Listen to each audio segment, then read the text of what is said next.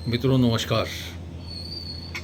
साथियों, जब से ये यूपीएस स्कीम लागू हुई है, कई लोगों के मन में काफ़ी सारे संशय हैं। मैंने अभी रिसेंटली इसके ऊपर काफ़ी एनालाइज़ किया है कि लोगों के बीच में संशय क्यों है।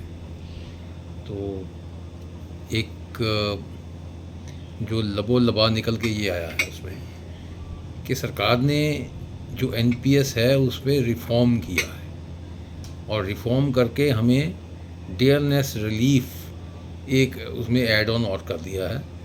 और डियरनेस रिलीफ ऐड ऑन करने से ये हो गया कि हमारी जो सोशल सिक्योरिटी है, जो इन्फ्लेशन का रेट है, वो हमें वापस मिल जाएगा इन्फ्लेशन, जो कि एनपीएस में नहीं है। और उन्होंने एक 50% पेंशन जो है इसमें फ़िक्स कर दी है। जो मिनिमम पेंशन है वो गारंटेड कर दी है इसके अंदर, और साथ में फैमिली पेंशन जो है वो इन्वॉल्व कर दी है। मित्रों, कई लोग इसका विरोध कर रहे हैं कि जी हमें जो है वो 60% अमाउंट उसमें एनपीएस में मिल जाया करती थी, वो इसमें नहीं मिल रही है। मैं आप लोगों को क्लियर कर दूं, किसी भी बात के लिए भ्रमित होने की ज़रूरत नहीं है आपको। आपके लीडर्स ने जो भी फैसला किया है आपके भले के लिए किया है। आप अपने लीडर्स के ऊपर विश्वास रखें। अब मेरी बात को बड़े गौर से सुनिए। वीडियो थोड़ी लंबी हो सकती है लेकिन बहुत ज़रूरी है। इस सभी स्कीमों का अध्ययन करने पर जब कंपैरिजन किया गया तो नेशनल पेंशन स्कीम या न्यू पेंशन स्कीम जिसको बोलते हैं, जिसके खिलाफ हम लोगों ने काफ़ी धरने प्रदर्शन और काफ़ी सारी एजिटेशनें की हैं, जिसको आज वो लोग क्लेम करते हैं जिन्होंने कुछ भी नहीं किया। तो बात यह है कि उसमें उन्होंने जो है एनपीएस में 60% अमाउंट जो है हमें रिटायरमेंट में मिल जाया करती थी और 40% जो है वो एन्युटीज़ में इन्वेस्ट हो जाते थे। सेम प्रोविज़न आपकी यूपीएस में भी है। यूपीएस में भी अगर कर्मचारी चाहे तो अपना 60% पैसा जो है कॉर्पस निकाल सकता है और 40% जो है वो एन्युटीज़ में इन्वेस्ट कर सकता है। लेकिन उसमें जो है वो मिनिमम जो गारंटेड पेंशन है उसका कैप उसको नहीं मिलेगा। लेकिन दोनों में एक बुनियादी फ़र्क ये है कि जो एनपीएस है उसमें आपको डीआर नहीं मिलेगा, और लेकिन यूपीएस में आपको वो डीआर का प्रावधान है उसमें। जैसे एक एग्ज़ाम्पल के तौर पे एक 2800 ग्रेड पे का आदमी जो है एम्प्लॉय जब रिटायर होता है तो उसका 60% कॉर्पस जो बनता है वो 2 करोड़ समथिंग, 2 करोड़ 80 लाख, 2 करोड़ ऐसे कुछ बनता है। और उसके ऊपर 1 करोड़ समथिंग रुपीज़ उसके जो 40% है वो कॉर्पस जो इन्वेस्ट हो जाता है। टोटल 4 करोड़ समथिंग का कॉर्पस बनता है जब। और उसकी जो पेंशन निकल के आती है वो 1,10,000 रुपये पर मंथ बनती है। जबकि अगर हम 50% उस वक्त की जो मैंने जो एनालाइज़ किया है उस वक्त की जो पे बनती है उसका 50% 1,75,000 के आसपास बनती है। तो मोटा मोटी 1,10,000 बनी तो ये आपकी 40% के आसपास पेंशन फिक्स होती है। दूसरी तरफ अगर हम यूपीएस में आ जाते हैं तो यूपीएस में वही आदमी की जो हम 60% पैसे अपने फ़ंड निकाल लेते हैं उसमें से, तो वो फ़ंड जो निकलता है, निकासी बनती है, वो 2 करोड़ 38 लाख की इस तरीके से बनती है। और जो उसका 40% पैसा इन्वेस्ट होता है उसके अंदर एन्युटीज़ में, तो उसकी जो रिटर्न निकल के आती है वो रिटर्न जो है वो 91,000 समथिंग आती है आपके। और उसमें एनपीएस में 20,000 पे कम पेंशन बनती है इसके अंदर। लेकिन वो जो कम पेंशन है वो इसलिए बनती है कि 4% का कॉर्पस सरकार ने एनपीएस में 10.14% था, 10% एम्प्लॉय का, 14% सरकार का। इसमें सरकार ने 10-10 का कर दिया भी, 10% एम्प्लॉय का कंट्रीब्यूशन, 10% ही सरकार का। जो 4% इसमें हमें पहले में वो अपना कंट्रीब्यूट करती थी, वो 4% प्लस 4.5% और डाल के 8.5% का कॉर्पस वो एक अलग कर दिया सरकार ने। अब लोग पूछते हैं जी हमारे पैसे, वो जो 8.5% किया उसमें उसने आपकी जो है वो सोशल सिक्योरिटी इंश्योर की है।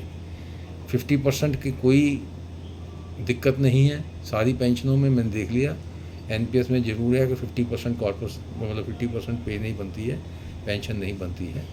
लेकिन यूपीएस में अगर हम पूरे का पूरा इन्वेस्ट कर देते हैं तो वो 2 लाख समथिंग पेंशन बनती है, वो 65% 70% के आसपास वो बनती है। तो मेरा कहने का भाव ये है कि लोगों को जो एक तो गलतफहमी ये है कि जो लोगों को बताया नहीं जा रहा कि 60% निकालने की प्रोविज़न इसके अंदर भी है। 60% मैं एनपीएस में निकाल सकता था, लेकिन एनपीएस में 60% जब मैं कॉर्पस निकाल लेता था तो मेरे को वहाँ पे डीएनएस रिलीफ की पेमेंट नहीं मिलती है, लेकिन यूपीएस में डीएनएस की जो रिलीफ की पेमेंट है वो दे है। एक तो ये हो गया। दूसरा, इसमें लोग कहते थे जी वो जो 1/10 ऑफ हाफ ईयरली जो कंट्रीब्यूशन है वो, उसमें ये ज़रूर है कि वो जो है कंट्रीब्यूशन कम है, वो नेगोशिएशन का विषय है। जो मिला है वो ले लिया गया है, उसमें नेगोशिएशन होगी। मैं आपको गारंटी दे सकता हूँ कि ये बात हमने की भी है। 25% के आसपास तो हम उसको ले ही जाएंगे।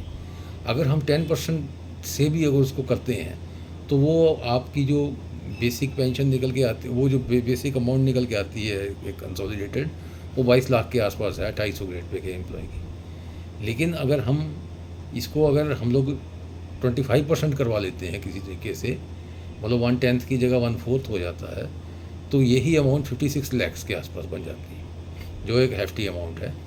तो मैं, और इसका पेंशन के ऊपर कोई प्रभाव नहीं है। तो मोटा मोटी ये स्कीम जो है, और इसमें एक स्कीम में और एक बेनिफिट ये है कि इसमें जो मिनिमम अगर कोई 10 साल की नौकरी करके चला जाता है, पहले ओल्ड पेंशन स्कीम में 9,000 की पेंशन इंश्योर्ड थी, एनपीएस में तो पेंशन बनती नहीं थी, 1000, 1200, 1500, 500 इस तरीके से बनती थी। लेकिन यूपीएस में इन्होंने वो 10% पेंशन इंश्योर की है उसमें, और 10,000 रुपये पेंशन, मिनिमम पेंशन, और उसके ऊपर डीएनएस रिलीफ की पेमेंट है। मान लीजिए कि आदमी 10 साल की नौकरी या 10 साल से कम नौकरी करके रिटायर हुआ है, तो उसकी जो भी उस वक्त पेंशन रही होगी 2,000, 1,500, अब उसको वो 15,000 रुपये पेंशन मिलेगी।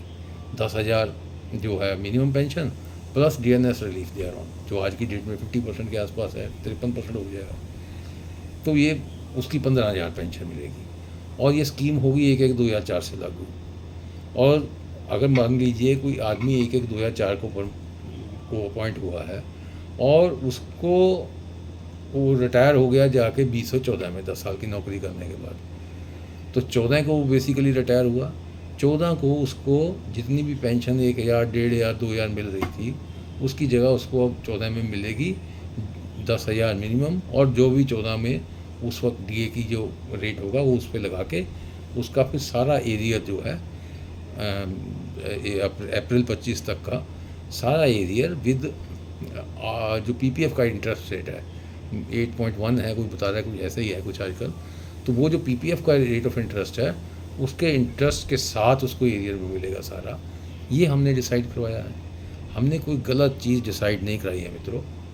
अब लोगों में कोई भ्रमित हो गया हो, कोई कोई कोई करे ओपीएस ही चाहिए, ओपीएस चाहिए। जब ये लोग बोलते हैं ओपीएस चाहिए तो ये नहीं बताते कि क्यों चाहिए। ओपीएस एक आदर्श स्कीम है, नॉन कंट्रीब्यूटरी स्कीम है, ये सबको पता है इस बात का।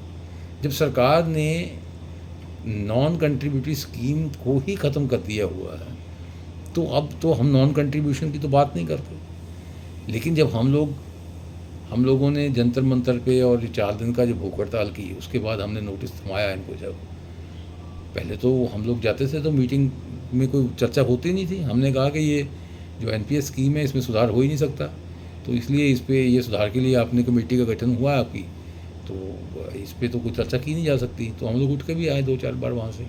लेकिन अल्टीमेटली जब हमने नोटिस दिया, जब बात बिल्कुल बन नहीं रही थी, जब हमने इनको नोटिस दिया, नोटिस सर्व किया, तो उन्होंने फिर इनवाइट किया कि आप आइए हमसे एक बार बात कर लीजिए। उन्होंने हमसे ये पूछा कि आप मतलब इस पर चर्चा क्यों नहीं करना चाहते। हमने कहा भी एनपीएस में सुधार हो ही नहीं सकता। तो उन्होंने फिर हमसे ये कहा कि एटलीस्ट आप हमें ये तो बता दो कि एनपीएस में आपको खामियां क्या नज़र आती हैं। तब जो एनजीएसए के घटक है, तो उन्होंने उस वक्त जो मीटिंग में बताया कि इसमें देखिए 50% पेंशन इंश्योर्ड नहीं है जो ओपीएस में थी, इसमें हमारा जो है वो डीएनएस रिलीफ नहीं है, जो इतनी इन्फ्लेशन हो जाएगी उस वक्त क्या वैल्यू रह जाएगी चीज़ों की, तो डीएनएस रिलीफ की प्रोविज़न नहीं है, इसमें फैमिली पेंशन की प्रोविज़न नहीं है, सोशल सिक्योरिटी इसमें है ही नहीं है। तो उन्होंने हमारी बात सुनी और उन्होंने कहा कि आप हमारी अगली मीटिंग तक हमें कुछ समय दीजिए, आप अपना जो है वो नोटिस जो है हड़ताल वाला, इसको थोड़ा पोस्टपोन कर दीजिए, हमें थोड़ा समय दीजिए, हम कोई ना कोई बात आपके पास लेके आएंगे। उन्होंने उस एनपीएस के अंदर जो हमने 3 इश्यूज़ उनको मेजर इश्यूज़ बताए थे, उसके अंदर उन्होंने रिफ़ॉर्म कर दिया उसके हिसाब से। तो प्रथम दृष्टया तो हमें ठीक लगा ये कि भाई एटलीस्ट ओपीएस नहीं है तो बिल्कुल ही वैसी सोशल सिक्योरिटीज़ तो इसमें ऐड है। तो इसलिए हम लोगों ने उस स्कीम को वहाँ पे एग्रीवित किया, मतलब एग्रीवित किया है, इसलिए हम भागते नहीं हैं उससे, लेकिन उसमें सुधार की बहुत गुंजाइश है। मित्रों, जब ओल्ड पेंशन स्कीम भी लागू हुई थी 1957 में, तब भी हम लोगों ने, तब जो रिटायरिंग एज थी या क्वालिफाइंग सर्विस थी वो 38 ईयर्स की थी, फिर कम हो गए 33 हुई, फिर वो 28 हुई, फिर वो करते करते आज 20 है। तो ये सारी चीज़ें नेगोशिएशन है, और नेगोशिएशन का अधिकार एनजेसीए को है। तो जो हो गया उसको ले लिया गया है, और जो आगे आपने, किसी ने 50 में रिटायर होना है, किसी ने 44 में होना है, बहुत समय आपके पास। और अब जो इसमें रिफॉर्म फर्दर इसमें जो सुधार होने वाली बात है, वो एक तो ये है कि वो जो 1/10 ऑफ बेसिक पे प्लस डीए 6 मंथली जो कंट्रीब्यूशन वो हमें रिफंड कर रहे हैं, उसको हम लोग पूरी कोशिश करेंगे। मैं ज़्यादा नहीं बोलता कभी भी, कम बोलेंगे, ज़्यादा मिल जाएगा तो लोग खुश रहते हैं, ज़्यादा बोल दिया कम मिला तो फिर लोग नाराज़ हो जाते हैं।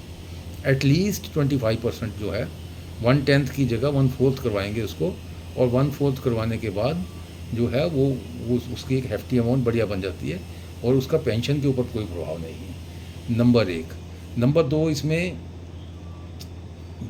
जो है वो एम्प्लॉयर की कंट्रीब्यूशन अगर वो बढ़ा देते हैं इसमें, फर्स्ट को 4% जो हमारा इन्होंने काटा है इसमें, अगर वो इसमें ऐड ऑन कर देते तो एनपीएस और यूपीएस में तकरीबन 60% निकाल के सेम बनती पेंशन, तो फिर किसी को रंजिश ना रहती। एनपीएस में साफ साफ नज़र आता कि पेंशन कम बनी है, यूपीएस में नज़र आता कि जो पेंशन एनपीएस वाली बनी उसके ऊपर डियरनेस रिलीफ मिला।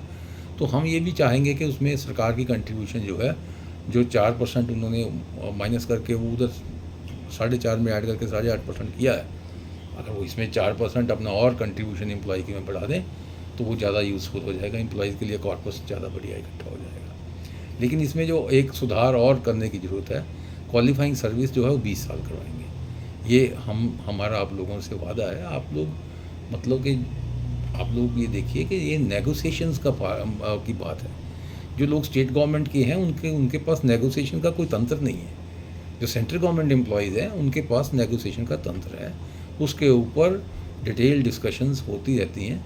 तो ये सारी चीज़ें जो है वो कवर करेंगे उसके अंदर।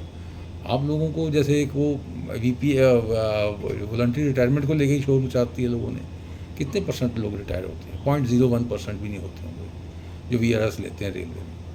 एनीवेज वो एक अनॉमली है, वो तो सीधी सीधी नज़र आती है कि आदमी आज रिटायरमेंट हो जाता है तो उसका ग्रो करने के लिए, उसका फंड जो है वो ग्रो करने के लिए उसको 10 साल वेट करना पड़े, और जब सुपर एनुएशन की उम्र में जाए तब उसको पेंशन मिलेगी। ये तो हमें बिल्कुल भी मान्य नहीं है। ये इस पर जैसे ही चर्चा होगी ये पहले हाथ में ही ये क्लियर हो जाएगा। तो आप लोगों को घबराने की कोई ज़रूरत नहीं है। आप लोगों को अपने संगठन के ऊपर, एनआरएमयू के ऊपर, एआईआरएफ के ऊपर आप लोगों को भरोसा होना चाहिए, और आपका विश्वास ही हमारी ताकत है। अगर आपका विश्वास ही हमारे से ढुल मिला जाएगा तो ये ताकत कम हो जाती है। इसलिए आपका जो संगठन है आप इसी के साथ जुड़े रहिए, और इसको आने वाले चुनाव में मजबूती से आप जिताइए। जितने बड़े फेज से आप इनको जिताओगे उतनी बड़ी बड़ी डिमांड्स आपकी जो हैं वो ख़त्म होंगी। तो मैं कल मेरठ जा रहा हूँ, अपने मेरठ में जो बट वेल्डिंग प्लांट है उनके साथियों से मिलूँगा, और सिग्नल वर्कशॉप गाजियाबाद में हो आया हूँ, लोगों से मिला, लोग बड़े खुश हुए, बात सुन के उनको सहज भी लगा। और कुछ एक दूसरी संस्था है URKG, उनके जो 8-10 साथी थे वो भी आके हमारे साथ मिले, हमने उनका वेलकम किया है। हम अपनी जिम्मेवारी को समझते हैं, इसलिए मेरा आपको ये संदेश है कि आप ईमानदारी के साथ अपने संगठन को मजबूत करें। आप किसी के बहकावे में मत आइए। नेगोशिएशन का तंत्र आप ही के पास है, और ये तंत्र बना रहेगा। जितना इस तंत्र को आप मजबूत करोगे उतना ये तंत्र मजबूत होगा। और मैं आप लोगों के साथ रूबरू भी हूँगा, पूरे बड़ौदा हाउस में हो, चाहे बड़ौदा हाउस हो, चाहे वो फील्ड यूनिट्स हो, हर यूनिट्स में जाके मैं जो एनालाइज़ किया हुआ मैं आप लोगों के साथ शेयर करूँगा। मुझे आशा है कि जितने भी हमारे हेडक्वार्टर मंडल के साथी हैं वो मेरी बात पे और मेरे पे विश्वास रखेंगे और अपनी संस्था के ऊपर विश्वास रखेंगे और एकजुट होकर इन चुनाव में बहुत बड़ी मतों से आप लोग जितवाओगे। आप सबने मेरी बात सुनी, वीडियो लंबा हो गया, लेकिन आप सबका बहुत बहुत धन्यवाद। विश्वास रखें, आपकी संस्था आपके लिए है, हमें और लाइफ में कोई काम नहीं है मित्रों। इनकलाब जिंदाबाद।